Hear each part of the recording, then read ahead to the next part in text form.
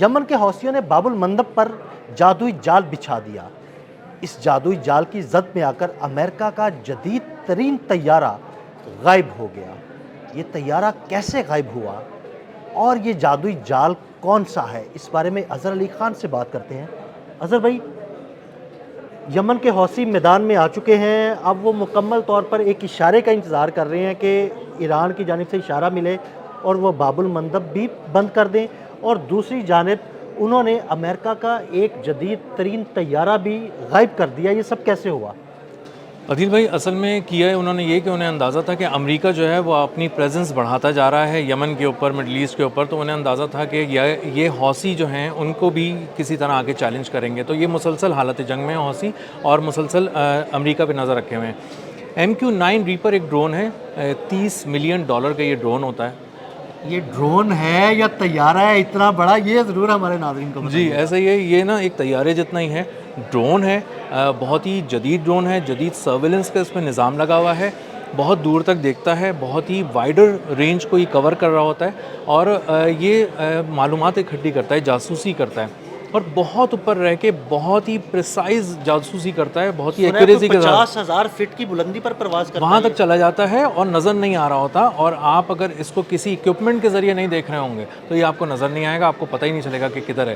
تو یہ ریڈ سی کے اوپر اڑ رہا تھا امریکی ڈرون MQ-9 ریپر. $30 ملین کا یہ ڈرون ہے، اور اگر آپ اس میں مزید $30 ملین ایڈ کر لیں تو ایک اچھا خاصا طیارہ آ جاتا ہے، جدید فائٹر جیٹ آ جاتا ہے. تو $30 ملین کا یہ MQ-9 ریپر ریڈ سی کے اوپر، بحیرہ احمر کے اوپر یہ پرواز کر رہا تھا، اور ان کی حوثیوں کی اسٹریٹجک لوکیشنز کو مارک کر رہا تھا، دیکھ رہا تھا، پڑھ رہا تھا، اور ہو سکتا ہے ممکنہ طور پہ آگے انٹیلیجنس گیدرنگ کے بعد وہ یہاں پہ کوئی ایکشن کرنے کا منصوبہ رکھتے ہوں.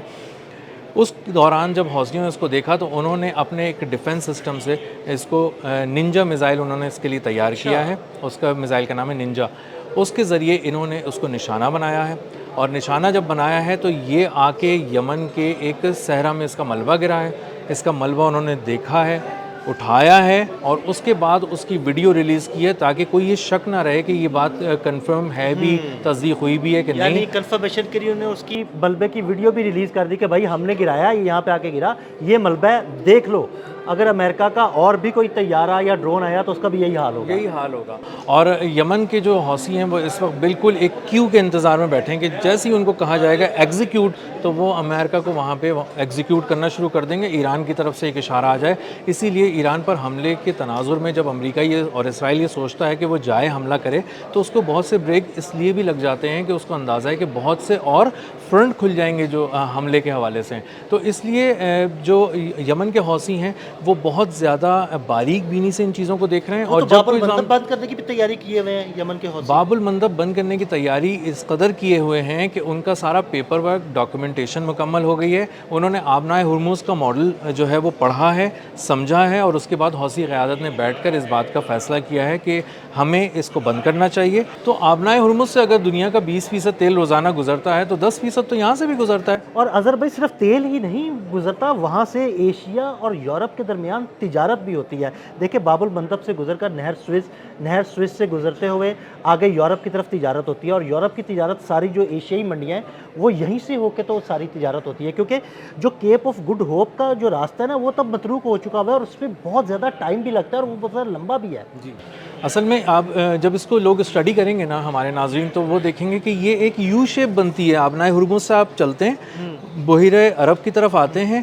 خلیج عدن سے ہوتے ہوئے آپ ریڈ سی کی طرف جاتے ہیں. بالکل ایسے ہی ہے. تو یہ یو شیپ میں جب آپ کسی سمندر کو بند کر دیں گے، آپ ریڈ سی کی طرف جاتے ہیں اور راستے میں باب المندب ہے، آپ باب المندب سے گزریں گے اور ریڈ سی میں داخل ہوں گے. یہ 29 کلومیٹر چوڑا علاقہ ہے. ایک طرف افریقہ ہے، ایک طرف جو ہے نا وہ یمن ہے. جی بالکل. اور وہاں سے آپ کو جب گزرنا ہے اور جانا ہے تو اس کا مطلب یہ ہے کہ آپ نے ایشیا، مڈل ایسٹ اور جو یورپ ہے اس سب کا مال روک دیا. خاص طور پہ امریکہ کا بہت سارا ڈرائی گڈز یہاں سے گزرتا ہے. اس کے علاوہ جو خلیجی ممالک کا تیل ہے وہ بھی یہاں سے گزرتا ہے. تو ایک بہت بڑی آئل ایکسپورٹ ہے جو خلیجی ممالک کو ایک اور دھچکا لگنے والا ہے. اس میں امپورٹنٹ بات کیا ہے؟ اس میں امپورٹنٹ بات ایک اور یہ ہے کہ حوثی جذباتی نہیں ہو رہے.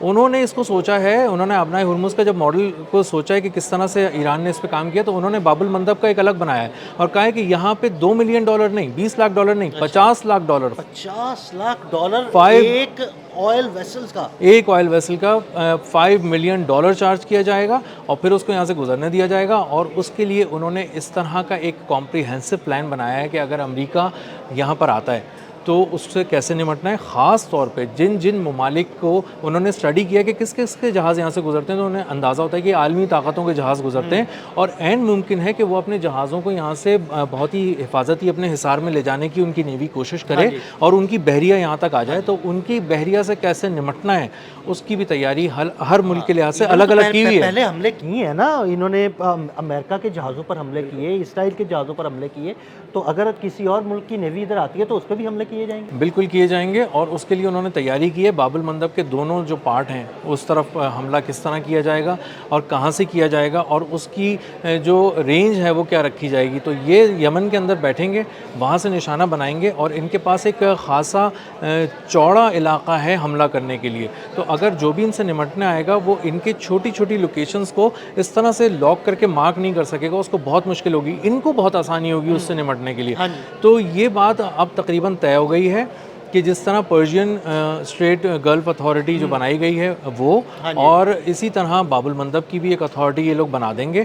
$5 ملین اس کی کے پیسے رکھ دیں گے, ٹول ٹیکس رکھ دیں گے, جس کو گزرنا ہے وہ ادا کرے گا یمن کے جو حوثی ہیں ان کو, اور اگر اس کو ادا نہیں کرے گا تو اس کے بعد وہ صرف میزائل کھائے گا, تباہی کے شکار ہوگا. لیکن اظہر بھائی اگر یہ سب کچھ ہو جاتا ہے, اگر باب المندب پر وہ مکمل طور پر قبضہ کر کے اور اسی طرح جہازوں کو گزرنے دیتے ہیں $5 ملین لے کر, تو یہ دنیا کی معیشت پر تو بڑے منفی اثرات مرتب ہوں گے. ان کو بہت زیادہ ہٹ ہوگا, بری طرح سے ہوگا. اور ہو سکتا ہے کہ یمنی جو ہیں وہ یہ چاہتے ہوں, حوثی جو ہیں, کہ آپ ان سے بات کریں, ہو سکتا ہے وہ کہیں پیسے کچھ کم بھی کر دیں, ہو سکتا ہے کہ یہ معاملہ بھی ہو سکتا ہے. اور اگر ایسا نہیں ہوتا تو یہ بات ذہن میں رکھیں کہ آپ تھوڑی سی چیزوں کو بھی موو کرنے کے لیے زیادہ پیسے دے رہے ہوں گے, آپ کی شپنگ لائنز مہنگی ہو جائیں گی, آپ کے انشورنس کور مہنگے ہو جائیں گے, آپ کی جو گڈز ہیں وہ بہت ساری مارکیٹس میں ان کی مسابقت ہی ختم ہو جائے گی, کیونکہ آپ جو چیز وہاں پہ $100 میں بیچنے کی کوشش کر رہے ہیں $100 میں, جب اس میں ایڈ کریں گے آپ یہ $5 ملین کا ٹول, تو وہ تھوڑی اور مہنگی ہو جائے گی. تو وہاں تو سینٹس میں مقابلہ ہو رہا ہوتا ہے انٹرنیشنل مارکیٹ کے اندر, تو آپ تو بہت زیادہ جگہوں پہ کمپیٹ ہی نہیں کر سکیں گے. حوثی اس سارے پلان کو جو ہے وہ ایگزیکیوٹ کرنے کے لیے کس چیز کا انتظار کریں؟ کیا ایران کی جانب سے صرف سبز جھنڈی کا انتظار کیا جا رہا ہے کہ جیسے ہی ایران سبز جھنڈی لہرائے انہیں گو ہیڈ دے تو اس پر قبضہ کریں اور یہ ساری چیزیں امپلیمنٹ کر دیں؟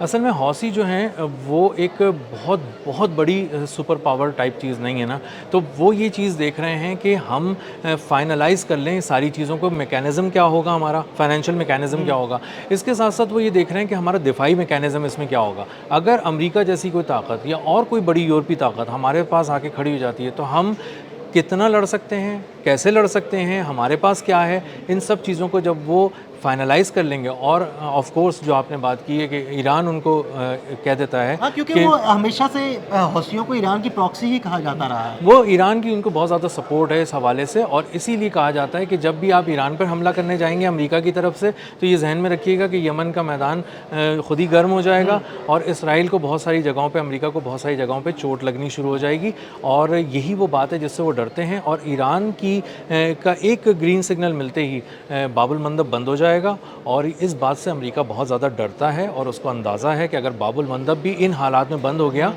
آئل پرائسز تو میرے خیال میں پھر آئیں گی ہی نہیں. مطلب کوئی یہ بتائے گا ہی نہیں کہ $150 ہے یا $200 ہے, پھر تو کہے گا جناب یہ $250 ہے, لینا تو لے لو. ہاں لے لو, ایسا ہی ہے. اور تو بلیک مارکیٹ والا سلسلہ بن جائے گا جی, اور کوئی وہاں پہ خریدار ہی نہیں ہوگا, کیونکہ اتنے پیسوں میں ہی کوئی نہیں کر پا رہا ہے چیزیں. تو آگے جا کے اکانومیز کو آپ کیسے چلائیں گے, اور جو G D P, global G D P جو بہت بری طرح ہٹ ہو رہی ہے اس وقت, وہ اس کا دھڑن تختہ ہو جائے گا مجموعی طور پہ. اور اس کو ایک ایسا وار ہے یہ کہ اگر یہ ایسا گھاؤ ہے جو لگ گیا تو میرے خیال میں سال 1.5 سال تک تو آپ پوری دنیا مل کے کوششیں کرتی رہے گی اجتماعی طور پہ, لیکن اکانومیز کو اٹھا نہیں سکے گی, گلوبل اکانومی کو نہیں اٹھا پائے گی. بہت شکریہ اظہر بھائی, اس ساری صورتحال کے بارے میں اظہر علی خان نے بڑی تفصیل کے ساتھ روشنی ڈالی.